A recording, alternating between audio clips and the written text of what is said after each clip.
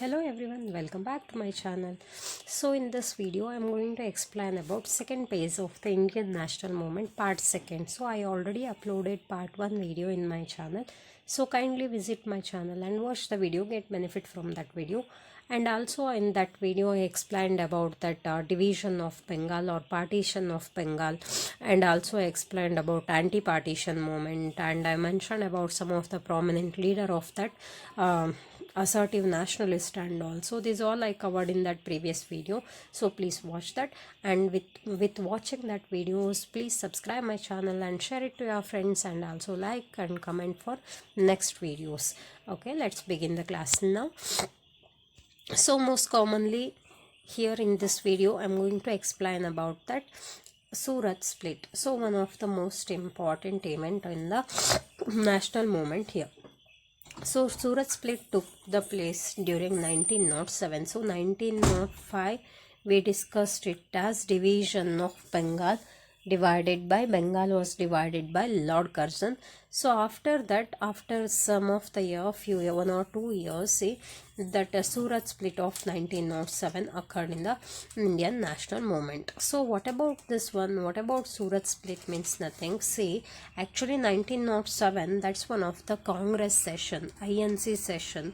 So where that session held means in the part of Surat region. So Congress was divided into two groups. When it divided into two groups, so in the part of Surat session of INC. So what about that two group means? One is moderate group and another one is extremist or the assertive nationalist group of assertive nationalists. So why this crisis created between the moderates and the assertive nationalists means? See, I mentioned that moderates were favored to the constitutional method. They completely believed in the part of non-violent peaceful method, constitutional reforms, and also these kind of the methods favored by the moderates on that time. So what about that assertive nationalists means? See, assertive nationalists advocated strong methods such as boycott. So boycott means opposing the British manufactured goods. So promote the Swadeshi movement means nothing, producing goods by Indian itself, and also that must be purchased by the Indians, means they should not purchase any kind of the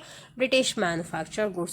Passive resistance, so giving some of the opposition to the Britishers on that time. So this is all method followed by the assertive nationalists. That's why some of the crisis created between that moderates and the assertive nationalists. And not only that, this is reason, another one of the reason was that so disagreements over the leadership and the methods led to a split. So what about that disagreement for the leadership of the nationalist movement or the national movement? For that purpose also these people, moderates, selected one of the person, like the same that assertive people suggested some other different leaders to the national movement. So in the part of that leadership, selecting the leaders to lead the national movement, so there also crisis created in between the moderates and the assertive nationalists.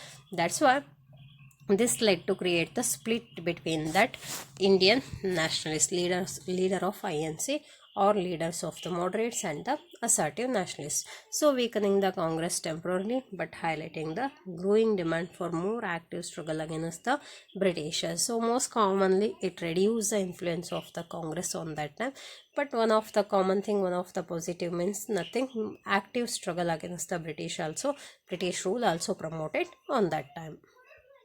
So next one, assertive nationalists. So I already mentioned about this assertive nationalists. So most commonly important assertive nationalists means Bal Gangadhar Tilak, Bipin Chandra Pal, Lala Lajpat Rai. So most commonly we called it as Lal Bal Pal, like that, right?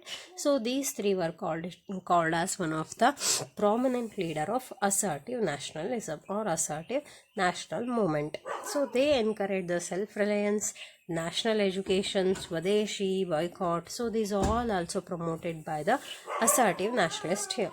So that slogan emphasized that self-government as a birthright and inspired greater political participation among the Indians, means they demanded to the self-government. So how they decided to achieve that self-government means nothing, by providing the national education, by promoting the Swadeshi, and or by promoting the concept of boycott movement. So through the help of these all issues they demanded to the self-government on that time. So next one, reason or causes to rise of the assertive nationalism. So what about the reasons to the development of this assertive nationalism? So we discussed that in previous videos, correct?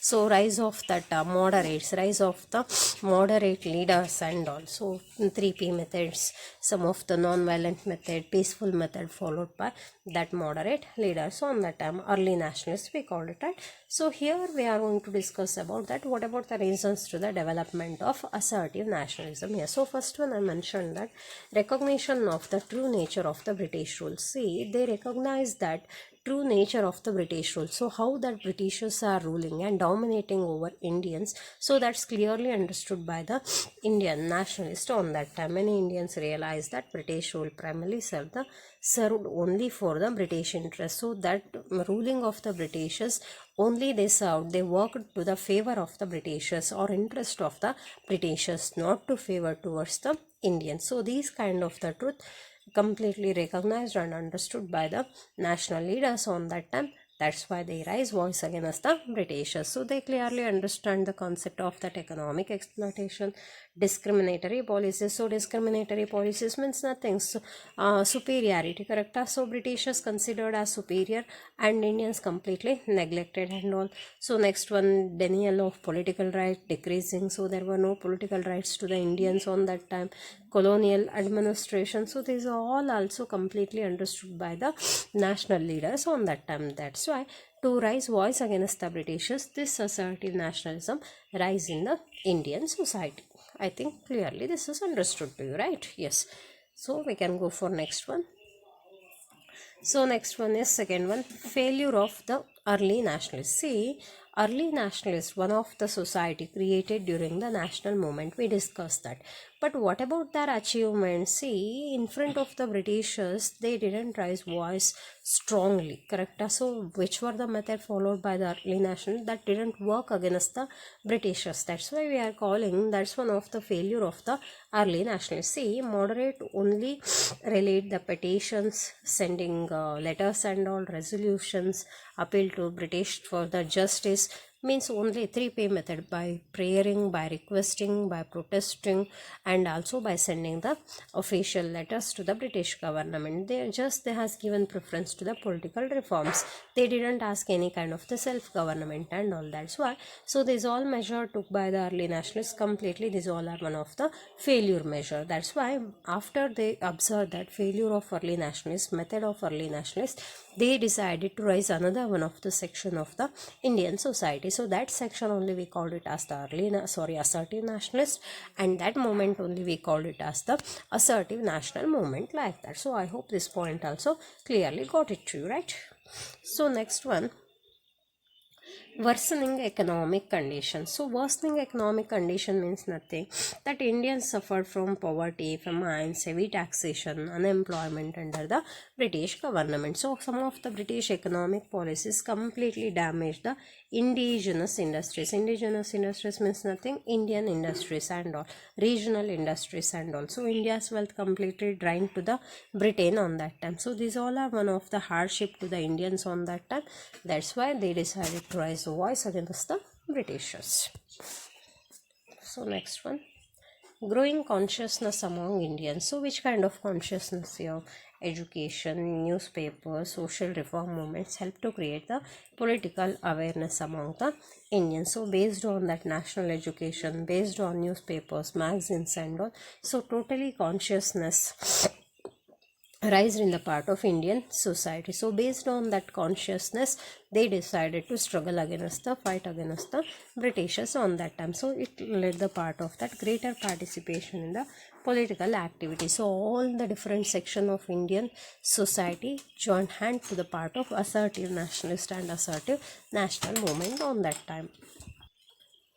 So next one, need for mass action. So what about that need for mass action? See, nationalists recognize that political change required the support of the mass, means mass gatherings, mass people need to support for this all national movement. That's why they started to encourage the ordinary people to participate in the protest, Swadeshi campaigns and all, and also in the part of national movement. Totally they promote the people to join mass for this all national movements. So next one, influence of international events. So some of the international events, because already newspaper has developed, magazines have started to publish by the Indians, and also based on that they started to get the international events also, international informations also. So which were the informations or events completely influenced that Indians to raise voice against the Britishers, means actually Japan's victory over Russia, one of the important, Russia and Japan war in the year of 1905. So that Japan achieved the victory over Russia. Actually Russia, that's one of the huge power nation, no? So against to the part of that, Japan achieved the victory on that time. So it inspired the Indians by demonstrating that an Asian nation could defeat the European power. So the Japan, this is one of the Asian, Russia, so this is one of the European powers and all, correct? So based on this, totally they completely understand that by the help of some of the mass gatherings and all, some of the proper strategies, they can defeat the Britishers. So next one is growth of education and unemployment. Western education created large number of educated Indians. So everyone started to get the modern education or the Western education. So majority people started to become the educated on that time, but employment opportunities were very less on that time. So completely that each and every employment opportunity is reserved only for the Britishers on that time. That's why educated people started to raise the voice against the discrimination which was doing by the British government on that time. That's why this only we are calling it as growth of education, and also created the unemployment. So next one, ill treatment of Indians abroad. So Indians were completely treated badly in a part of that some of the other different countries and all. They faced the racial discrimination, that Indians were considered as black people. They were completely dominated by the white people. White people means nothing but Europeans, Britishers, and also unequal treatment given to the Indians on that time. That's why it considered as injustice and angered the Indians to struggle against the Britishers here. So next one is about that existence of nationalist school of thought. See, existence, you can skip this point also, this is not important here. So several leaders and thinkers promoted the idea of self-respect, self-reliance, national pride. So this all concept has created by the writings and the speeches. So mass speeches, public speeches and all, they started to reject the dependence on the British rule, and they asked the self-government on that time. So next one, repressive policies of the Lord Curzon, actually division of Bengal. He introduced several unpopular measures including Calcutta Corporation Act, Universities Act, restrictions on local self-government. So other different, totally it was against to the Indians on that time. That's why it has created some of the discontent among the Indians. Based on that, they decided to oppose the British government. So next one, partition of Bengal. So partition most commonly two parts into two parts, right? So what about that two parts means nothing, based on the religion they divided that, but they has given the concept or reason as the administrative conveniences, correct? So but that Indians believed it was intended to weak the nationalist or the national unity. That's why they started to raise a voice against the division of Bengal. So I hope till here I explained about that. One is Suraj split and another one is assertive nationalist, and also causes to raise the assertive nationalism.